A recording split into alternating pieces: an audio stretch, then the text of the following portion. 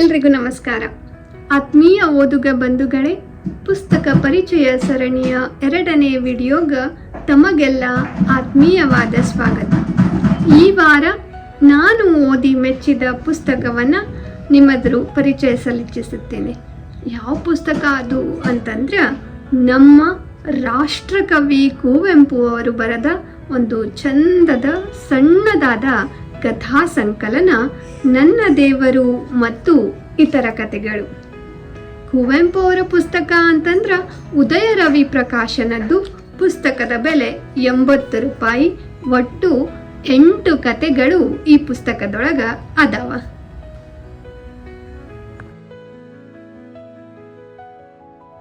ನನ್ನ ದೇವರು, ಸಾಲದ ಮಗು, ಔದಾರ್ಯ, ಆದರ್ಶ ಸಾಧನೆ, ಗಂಟು ಅಥವಾ ಗುಪ್ತಧನ, ಮೀನಾಕ್ಷಿಯ ಮನೆ ಮೇಷ್ಟ್ರು, ಧನ್ವಂತರಿಯ ಚಿಕಿತ್ಸೆ, ವೈರಾಗ್ಯದ ಸಾಧನೆ, ಹೀಗೆ 8 ಕಥೆಗಳುಳ್ಳ ಈ ಕಥಾ ಸಂಕಲನದೊಳಗ ನನ್ನ ದೇವರು ಭಾಳ ಕುತೂಹಲದಿಂದ ಓದಿಸ್ಕೊಂಡು ಹೋಗಿ ಕೆಲವು ಮನಸ್ಥಿತಿಗಳನ್ನು ಸೂಕ್ಷ್ಮವಾಗಿ ಬಿಚ್ಚಿಡ್ತದ.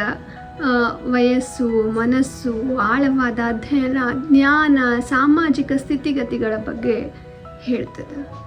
ಆಮೇಲೆ ಸಾಲದ ಮಗು ಓದ್ತಿರ್ಬೇಕಾದ್ರಂತರೂ ಕಣ್ಣೀರು ತಂತಾನೆ ಹರ್ಕೊಂಡು ಹೋಗ್ತಾವ. ಯಪ್ಪ ಅಂತ ಅನಿಸ್ಬಿಡ್ತದೆ. ಔದಾರ್ಯ, ಅದ್ರೊಳಗೆ ಹುಣ್ಣಿಮೆಯನ್ನು ಬಣ್ಣಿಸ್ಯಾರ ಕವಿ. ಅಪ್ಪ, ಅದೆಷ್ಟು ಸೊಗಸಾಗಿ ಬಣ್ಣಿಸ್ಯಾರ ಔದಾರ್ಯ ಕವಿತೆಯೊಳಗೆ ಅಂತಂದ್ರೆ, ಮುಂದಿನ ಹುಣ್ಣಿಮೆಗೆ ನಾನು ಕಾಯ್ದು ಆ ವರ್ಣನೆಯನ್ನು ಮತ್ತೆ ಓದಬೇಕು ಅನ್ನಿಸುವ ಮಟ್ಟಿಗೆ ಹುಣ್ಣಿಮೆಯನ್ನು ವರ್ಣಿಸ್ಯಾರ. ಅದರ ಕತೆ ಬೇರೆದೇ ತಿರುವನ್ನು ಪಡ್ಕೊಳ್ತದೆ. ನೀವು ಓದಿನೇ ಆ ಕಥೆಯ ಸ್ವಾದವನ್ನು ಅನುಭವಿಸ್ಬೇಕು. ಗುಪ್ತಧನ, ಗಂಟು ಅನ್ನೋದು ಇವತ್ತಿನ ಜನರ ಅತಿಯಾದ ಆಸೆ ಬಗ್ಗೆ ಹೇಳಿದ್ರೆ, ಧನ್ವಂತರಿಯ ಚಿಕಿತ್ಸೆ ಒಬ್ಬ ರೈತನನ್ನು ನಾವು ಯಾವ ಮಟ್ಟಕ್ಕೆ ಕಷ್ಟಕ್ಕೆ ಸಿಲುಕಿಸೀವಿ ಅನ್ನುವ ಸತ್ಯತೆಯನ್ನು ಅರ್ಥ ಮಾಡಿಸ್ತದೆ. ಇವತ್ತಿನ ಸಮಾಜ ಹೆಂಗದ ಅನ್ನುವ ಸೂಕ್ಷ್ಮತೆಯನ್ನು ಕುವೆಂಪು ಅವರು ಯಾವಾಗಲೂ ತಮ್ಮ ಎಲ್ಲ ಲೇಖನಗಳೊಳಗೂ ಹೇಳುವಂಗೆ ಇಲ್ಲಿನ ಕಥೆಗಳೊಳಗೂ ಹೇಳ್ಯಾರ. ಸಾಕಷ್ಟು ಕಥೆಗಳು ನಮ್ಮ ಮನಸ್ಸಿನ ಆಳದೊಳಗೆ ಉತ್ತರವಿಲ್ಲದ ಪ್ರಶ್ನೆಯೊಂದನ್ನು ಮೂಡಿಸಿ ಹೋಗ್ತಾವ. ಕೆಲವು ಕಥೆಗಳು ಒಂದಿಷ್ಟು ನೆಮ್ಮದಿಯನ್ನು, ನಿರಾಳತೆಯನ್ನು ಕೊಟ್ರೆ, ಮತ್ತಷ್ಟು ಕಥೆಗಳು ಬದುಕಿಗೊಂದು ಪಾಠವನ್ನು ಹೇಳುವಂಥ ಕಥೆಗಳು ಅದಾವ. ಇಲ್ಲಿನ ಪ್ರತಿ ಕತೆ 15ರಿಂದ 20 ನಿಮಿಷನಾಗ ನಾವು ಓದಿ ಮುಗಿಸ್ಬೋದು. ದಿನ ಒಂದೊಂದು ಕತೆ ಓದಿ ಮುಗಿಸಿದ್ರು 8 ದಿನದಾಗ ಈ ಪುಸ್ತಕ ಮುಗಿಸ್ತೀವಿ. ಒಳ್ಳೆ ಓದುಗರಾಗಿದ್ರೆ ಒಂದೇ ಸಿಟ್ಟಿಂಗ್ನಾಗೂ ಮುಗಿದ್ಬಿಡ್ತದೆ, ಸಮಯಾವಕಾಶ ಇದ್ದದ್ದೇ ಆದ್ರೆ. ಒಟ್ಟಿನಲ್ಲಿ ಓದು ನಮ್ಮನ್ನು ಮನಸ್ಸನ್ನು ಪಕ್ವಗೊಳಿಸ್ತದ, ಬದುಕನ್ನು ನೋಡುವ ಬಗೆಯನ್ನು ಬೇರೆಯದ್ದಾಗಿತ್ತು ರೂಪಿಸ್ತದ. ಅಲ್ಲದೆ ಅನೇಕ ವಿಷಯಗಳ ಬಗ್ಗೆ ನಾವು ಅಂದುಕೊಂಡದ್ದಕ್ಕಿಂತ ವಿಭಿನ್ನವಾಗಿ ಯೋಚಿಸುವುದನ್ನು ಕಲಿಸ್ತದ. ಓದು ನಮ್ಮ ಬದುಕನ್ನು ಅರಳಿಸ್ತದ ಅನ್ನೋದ್ರೊಳಗೆ 2 ಮಾತಿಲ್ಲ.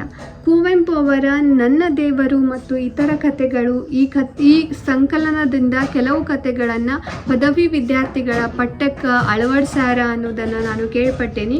ನಾನು ಪದವಿ ಓದ್ತಿರ್ಬೇಕಾದ್ರೆ ನನಗೆ ಧನ್ವಂತರಿಯ ಚಿಕಿತ್ಸೆ ಪಠ್ಯಕ್ಕೆ ಇತ್ತು ಕೂಡ. ಇನ್ನು ಮೊದಲ ಓದುಗರು ಓದಬಹುದು, ಪದವಿ ಓದ್ತಿರುವ ಎಲ್ಲ ವಿದ್ಯಾರ್ಥಿಗಳು ಓದಬಹುದು, ಗೃಹಿಣಿಯರು ಓದಬಹುದು. ಮನುಷ್ಯ ಅಂದಮೇಲೆ ಎಲ್ಲರಿಗೂ ಸಮಸ್ಯೆಗಳು ಇರ್ತಾವ. ಅಂಥ ಸಮಸ್ಯೆಗಳನ್ನು ಎದುರಿಸುವ ಸಂದರ್ಭಗಳೊಳಗೆ ನಾವು ಈ ಪುಸ್ತಕ ಕೈಗೆತ್ತಿಕೊಂಡು ಓದಿದ್ದೆ ಆದರೆ ಒಂದು ನೆಮ್ಮದಿಯನ್ನು ಕಂಡುಕೊಳ್ತೀವಿ ಅನ್ನೋದ್ರೊಳಗೆ 2 ಮಾತಿಲ್ಲ. ನಾವು ಕೊಡುವ 80 ರೂಪಾಯಿಗೆ ಯಾವುದೇ ಮೋಸ ಇಲ್ಲ.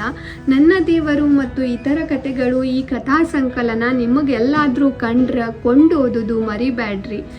ಓದಲಿಕ್ಕಾಗಲಿಲ್ಲ ಅಂತಂದ್ರು ತಂದು ಮನೆಯೊಳಗೆ ಇಡ್ರಿ. ಯಾವುದ್ಯಾವುದೋ ಸಾಮಾನು ತಂದಿಟ್ಟು ಮನೆ ಜಾಗವನ್ನು ನಾವು ಭರ್ತಿ ಮಾಡ್ತಿರ್ತೀವಿ. ಒಂದು ಪುಸ್ತಕ ತಂದಿಟ್ಟಾಗ ಇಂದಿಲ್ಲ ಆದರೂ ಎಂದಾದರೂ ಒಂದು ದಿನ ಓದ್ತೀವಿ. ಅದು ದಿನ ನಮ್ಮ ಕಣ್ಣಿಗೆ ಬೀಳ್ತಿರ್ಬೇಕು ಅನ್ನೋದಷ್ಟೇ ನನ್ನ ಆಸೆ. ಇಲ್ಲಿನ ಎಲ್ಲ ಕಥೆಗಳು ತಂತಾನೇ ಓದಿಸ್ಕೊಂಡು ಹೋಗ್ತಾವ. ನಿಮ್ಮಲ್ಲಿ ಸಾಕಷ್ಟು ಜನ ಈಗಾಗಲೇ ಈ ಪುಸ್ತಕವನ್ನು ಓದಿರ್ತೀರಿ ಅಂತ ನನಗೆ ಗೊತ್ತು. ನೀವು ಓದಿದ್ರೆ ನಿಮಗೆ ಈ 8 ಕಥೆಗಳೊಳಗೆ ಯಾವ ಕತೆ ಭಾಳ ಇಷ್ಟ ಅನ್ನೋದನ್ನು ಕಮೆಂಟ್ ಮಾಡೋದು ಮರಿಬೇಡ್ರಿ. ಯಾವ ಕತೆ ನಿಮಗೆ ಸಾಕಷ್ಟು ಕುತೂಹಲವನ್ನು ಹುಟ್ಟಿಸಿ ಓದಿಸ್ಕೊಂಡು ಹೋಯ್ತು ಅನ್ನೋದನ್ನು ತಿಳಿಸ್ರಿ. ಒಟ್ಟಿನಲ್ಲಿ ಪುಸ್ತಕ ಓದ್ತಿರ್ಬೇಕಾದ್ರೆ ನಿಮಗಾದ ಅನುಭವಗಳನ್ನು ನನ್ನೊಟ್ಟಿಗೆ ಕಮೆಂಟ್ ಸೆಕ್ಷನ್ನಾಗ ಹಂಚ್ಕೊಳ್ಳೋದು ಮರಿಬೇಡ್ರಿ. ನಿಮ್ಮ ಪುಸ್ತಕದ ಓದಿನ ಅನುಭವವನ್ನು ಓದಲಿಕ್ಕೆ ನಾನು ಕಾತರಳಾಗಿದ್ದೀನಿ. ಮತ್ತೆ ಮುಂದಿನ ಸಂಚಿಕೆಯೊಳಗೆ ಮತ್ತೊಂದು ಪುಸ್ತಕದೊಟ್ಟಿಗೆ ಸಿಗ್ತೀನಿ. ಅಲ್ಲಿ ತನಕ ನಮಸ್ಕಾರ.